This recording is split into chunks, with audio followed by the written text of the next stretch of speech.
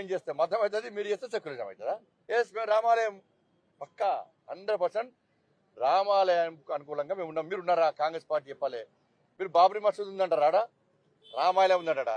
రాముడు అయోధ్యలో జన్మించానని Congress party BRS పార్టీలు అంటారా?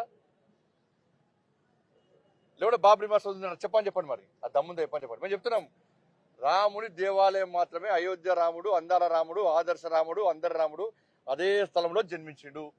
అందుకే భవ్యమైన దివ్యమైన రామాలయ నిర్మాణాన్ని ప్రారంభించి తీరినం. మీకు దమ్ముంటే ఏం చేసుకుంటారో చేసుకోండి. చెప్పండి బయట పోయి. బీజేపీలో అయోధ్య రామమందిరం కట్టిర్రు, అది బాబ్రీ మసీదు, దాన్ని కూల్ చేసిర్రు, అది తప్పు, మేము వచ్చినాక మళ్ళీ బాబ్రీ మసీద్ కడతాం అని చెప్పి దమ్ము వీళ్ళకు చెప్పని మరి. నాకు అటు కాదు ఇటు కాదు, వీళ్ళు అటు కాదు ఇటు కాదు, ద్వంద్వ విధానాలు. నేను అడుగుతున్నా, సవాల్ చేస్తున్నా కాంగ్రెస్ పార్టీ బీఆర్ఎస్ పార్టీను. మీరు ఇంటింటికి తిరిగి మేము మా ప్రభుత్వాలు వచ్చిన వెంటనే మీరు రావనుకోని వచ్చిన వెంటనే మేము తిరిగి బాబ్రీ మసీద్ కడతాము, రామాలయాన్ని తీసేస్తాము అని చెప్పే దమ్ములకుందా?